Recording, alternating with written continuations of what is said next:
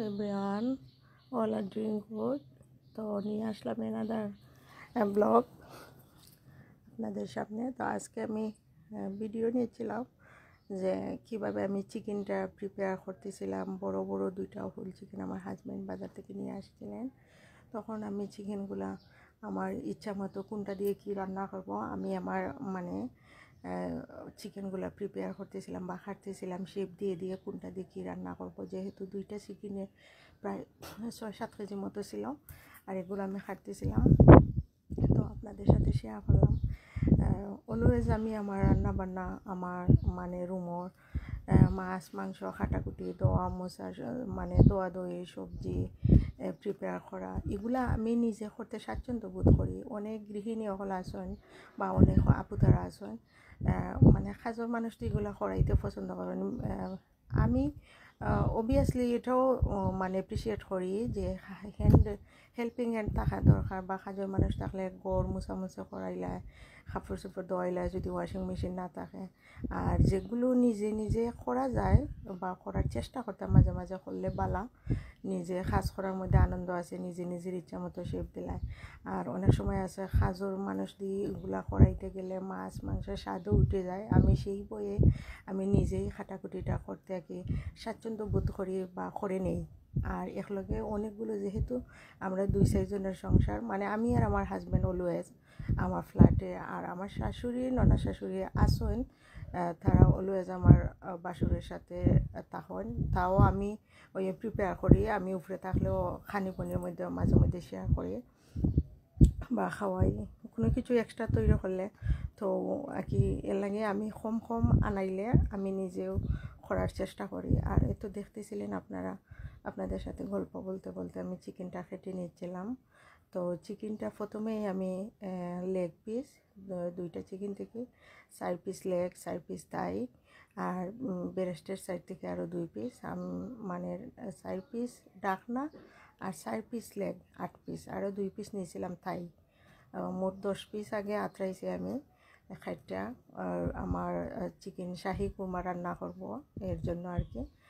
তো রান্নাটা তো ভিডিও আর নেওয়া হয় নাই, লাইভই দেখিয়ে দিচ্ছিলাম। নেক্সটে কোনো রান্না করলে নেক্সটে যখন শাহি কুরমা রান্না করব তারপর ভিডিও নিব আপনাদের রেসিপি দেওয়ার জন্য। আর এখন তো আমি লাইভ করেছিলাম রান্নাটা, আপনাদের দেখাচ্ছিলাম। এই রান্নাটা লাইভ করবো আর আপনাদের দেখিয়ে দেবো আর কি চিকেন শাহি কুরমা আর নারকেলি পোলাও। নেক্সটেও আমি আবার করব আপনাদের রেসিপি দেওয়ার জন্য। আর তারপর আমি আরও 6 থেকে 7 পিস ব্রেস্টের মাংস আর থাই থেকে নিচ্ছিলাম, আর ডাকনা থেকেও আরও নিচ্ছিলাম। ইক্সির নিচে আমি চিকেন চাপ বানানোর জন্য। এরপর আমি নিচ্ছিলাম আমি চিকেন শাসলিক বানাবো, সেই জন্য আরও কয়েক পিস কেটে নিয়েছিলাম। এরপরে আমি হাড় চিকেন কিছু আলাদা করছিলাম, যদি চিকেন স্যুপ বানাই, অথবা চিকেন আছে না চিকেন স্যুপও বানানো যায়, পেশোয়ারি চিকেনও বানানো যায় স্যুপ করা আকারে হাড় চিকেন দিয়ে। আর তোরা গাজর আলু আর কি বয়েল করে, যে কোনো চাইনিজ জন্য খাওয়ার জন্য, যে কোনো চাইনিজ পাস্তার সাথে আর কি, বা কোকোলা পাস্তার সাথে এই চিকেন স্টকটা স্যুপটা বানালে বোল থেকে আমরা নিয়ে খেতে পারি। সেই জন্য আমি হাড় চিকেনগুলো আলাদা করে রাখছিলাম। এরপর আরও কিছু চিকেন নিয়েছিলাম আমি, যদি চিকেন রামেন রান্না করি রামেনের জন্য। তো মোট 5 থেকে আমি চিকেনটারে প্রিপেয়ার করেছিলাম। তো আপনারা দেখলে হয়তো বুঝতে পারবেন বা শিখে যাবেন, সেই জন্যই শেয়ার করা। আর অলওয়েজ আমি যদি চাইতাম আমি আমার নিজের কাজ করতাম না, মানুষকে করাইতাম বা হেল্পিং হ্যান্ডের হাতে করাইতাম, বা যে হোক হইরা দেবো, অবভিয়াসলি আমি পারলাম না, আমার যেটুকু সামর্থ্য দিয়েছে। বাট আমি আমার নিজের কাজ করতে আমি আনন্দ বোধ করি। নিজের সংসারে খুঁটিনাটি রান্নাবান্না নিজের সব কিছু প্রিপেয়ার করা আমার কাছে স্পেসিফিক ভালো লাগে। নিজে খাটলে শান্তি পাওয়া যায় যে আমি জেলাখান এই রান্নাটা রেসিপি করব বা প্রিপেয়ার করব। আমি এইভাবেই মাংসের শেপটা দিয়ে নিচ্ছিলাম, ওরা হয়তো বুঝবে না, তাই নিজে খেটিকুটি কীভাবে রাখতেছিলাম আর নিজে নিজের কাজ করতেছি, এটাও একটা আনন্দ। তো আপনাদের সাথে এই জন্যই শেয়ার করা।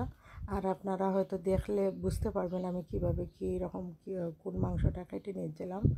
যদি আপনারা ওইভাবে একসাথে 2টা চিকেন নিয়ে আসলে 5, 6, 15, 6টা 7টা রেসিপি হোক বা 6টা 7টা আইটেমের জন্য এই চিকেনগুলো প্রিপেয়ার করতে পারবেন। সেজন্য আর কি দেখিয়ে দেওয়া আর আপনাদের সাথে কথা বলতে আর কি চলে আসা। না হইলে মিউজিক দিয়ে আমি ভিডিও দিয়ে দিতাম। তো আপনাদের সাথে কথা বলতে ভালো লাগে।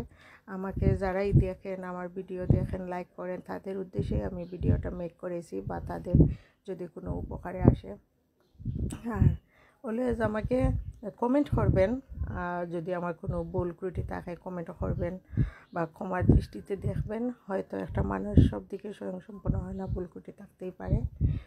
কমেন্ট করবেন, লাইক করবেন, আর যদি পারেন ফলো দিয়ে সাথেই থাকবেন। আর এই তো মাশাআল্লাহ আমার সবগুলো কাটাকুটি ডান হয়ে যাচ্ছিল। এরপরে চলে আসছে পরের ফালা, মানে কীভাবে কী ধুয়ে নিচ্ছিলাম আর কি করতেছিলাম, এটাও আপনাদের সাথে শেয়ার করব। আমি মাংসগুলো কীভাবে ধুচ্ছিলাম আর কি দিয়ে ধুচ্ছিলাম আর কীভাবে ফ্রিজে ফ্রোজেন করার জন্য আর কি মাংসগুলো দেখাচ্ছিলাম।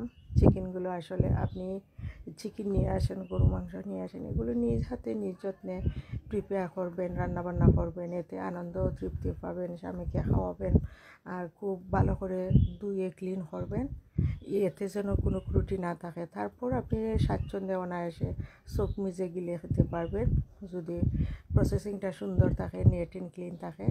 আর দোয়াটা ফাইনালি খুবই ভালো করে ধুয়ে রাখবেন, এরপর আপনি স্বাচ্ছন্দ্যে খেতে পারবেন। তো এর জন্য আর কি আপনাদের সাথে ভিডিও শেয়ার করলাম। Thanks for watching.